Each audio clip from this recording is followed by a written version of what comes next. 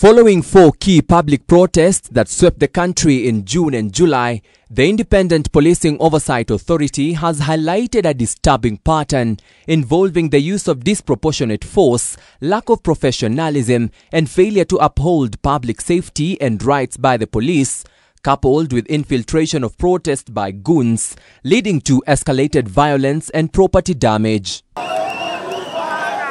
The report details a tragic toll, with the highest number of fatalities and injuries occurring during the June 25th and July 7th protests. According to IPOA, the June 25th protest had 23 fatalities, 195 injuries on civilians, 99 injuries inflicted against the police, and 362 arrests. The Sabasaba protests had 41 deaths, 146 civilian injuries, 72 police injuries, and 760 arrests.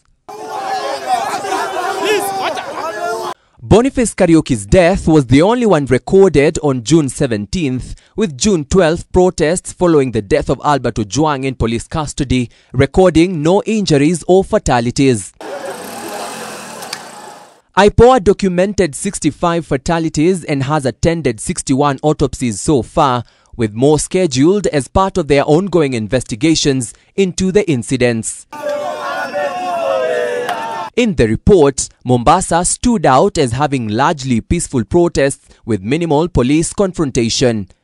Extensive destruction and looting of supermarkets, banks, police stations, and government offices were documented in counties including Uasin Gishu, Kakamega, Bungoma, Meru, Embu, Machakos, Kajiado, among others.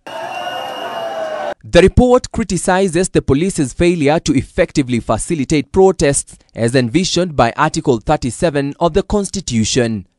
IPOA's analysis highlights a troubling approach by the police, who, in most monitored counties, treated the protest as riots, focusing on suppression rather than facilitating peaceful assembly. While some instances of restraint were noted, the use of force frequently led to injuries and fatalities. The report acknowledges that goons infiltrated peaceful protests, contributing to the escalation of violence, injuries and fatalities, and overwhelming the police in some instances. IPOA further observed instances of police officers concealing their identities by not displaying name tags or service numbers, and some police vehicles having concealed number plates. With this lack of transparency raising concerns about accountability, the report also notes that the police did not intervene in counter-protests by individuals supporting the government, some of whom were armed with crude weapons. IPOA has since tabled a raft of recommendations to improve public order management. Top on the list is a call of action to the IG to ensure the National Police Service respects Article 37 of the Constitution to minimize unnecessary violence, injuries, and mischaracterization of peaceful protests as riots.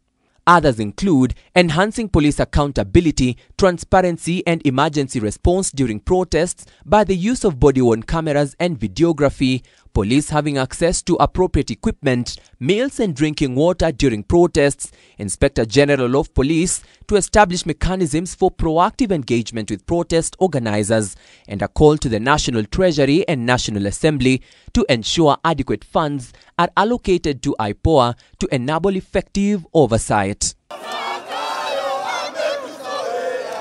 Theo Masharia for K24 TV, Nairobi.